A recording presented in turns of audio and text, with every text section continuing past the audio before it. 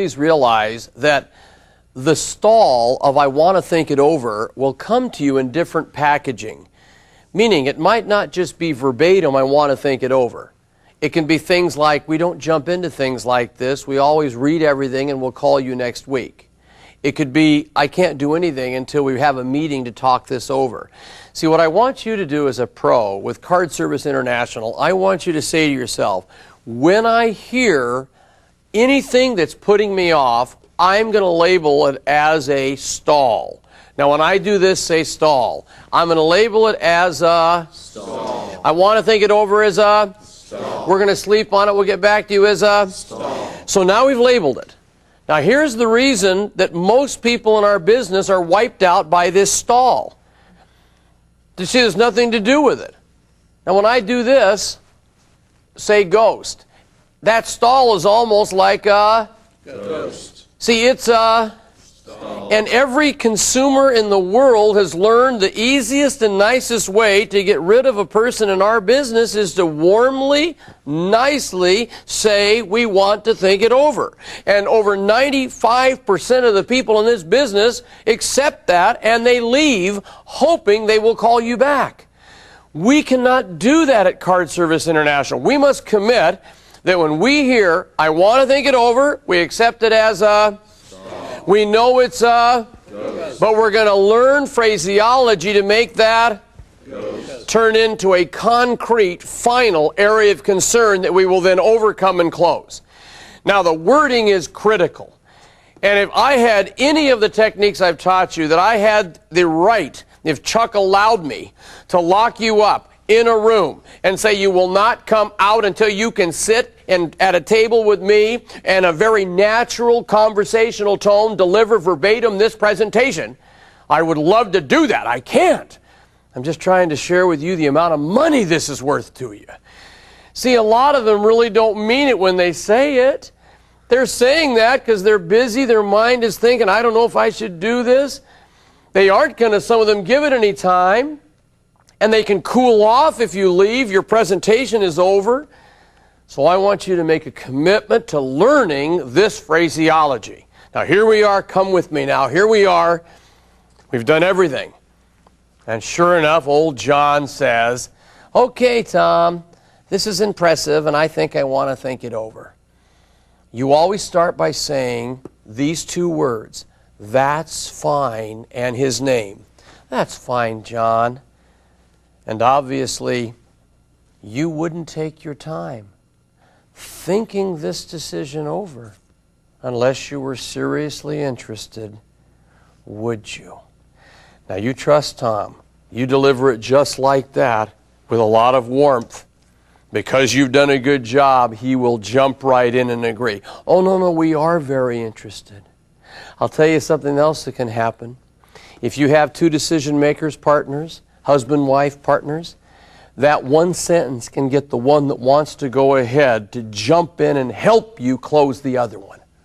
So that first sentence is critical.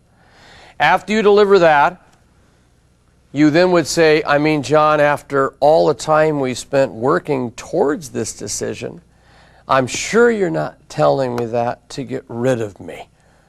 Now, gang, don't be afraid to say that. If you've done your job, he'll go, no, you've been very good. I mean, you came out here, you spent time. Then you warmly say, so then may I assume you'll give it very careful consideration. Now make sure you get that head nodding when you say you'll give it very careful consideration.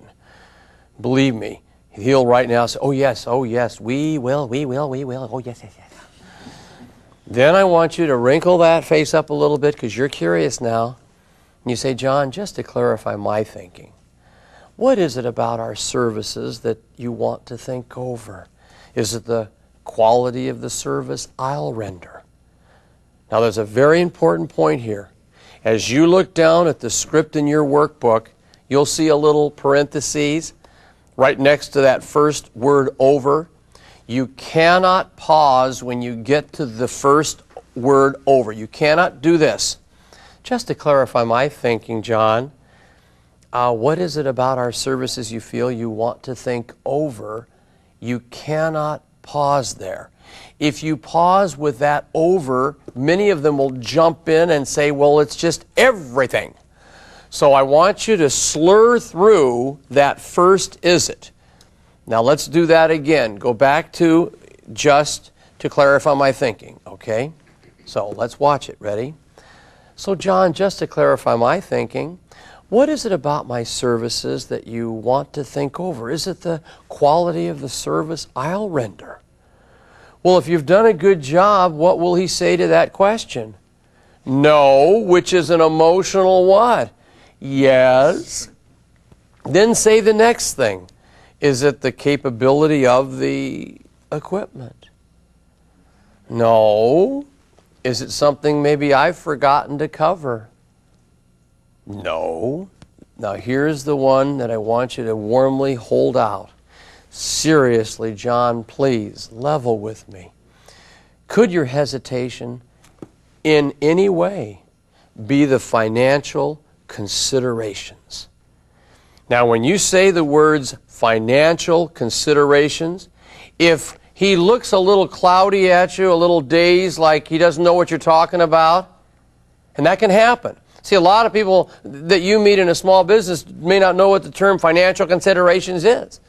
So if he looks a little confused, just smile and say, in other words, is in any way the money a challenge for us here?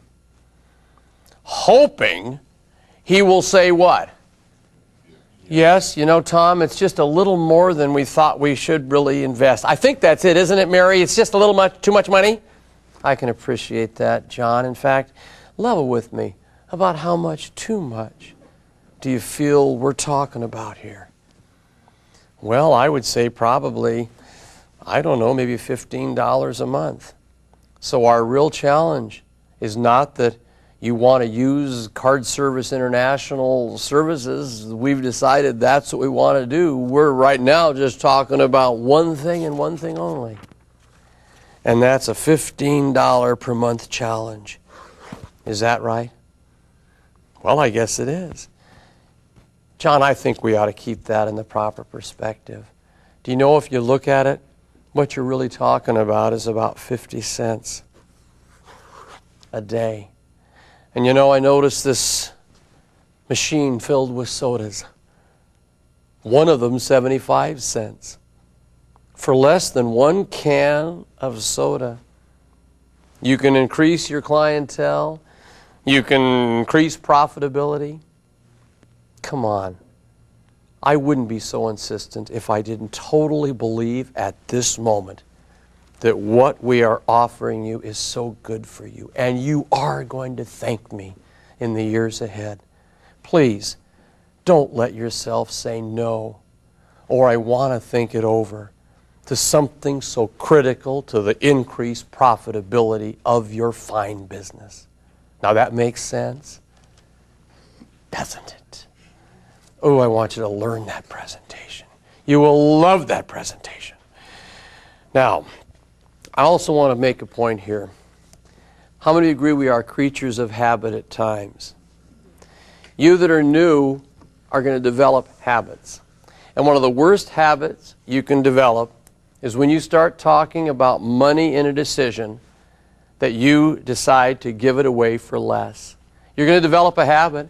See, what's amazing is there are people that get $49.50 every single time, or there's others that always get $39.50. It's almost a habit, like you feel like I've got to lower the investment to get the business, and that is not true. See, a pro has a tremendous value on what we offer, and they realize the benefits that the consumer is getting, so that they've almost taken like a personal challenge to not give it away. And I mean this, if the only way you're getting a lot of sales is by lowering the investment people pay, you can't honestly call yourself a true professional. So I so beg you, and I mean that, turn pro. Your services are worth what you're charging. Yes, there'll be people that have to have the lowest. There's always that person. But they deserve the best. They should invest in the best.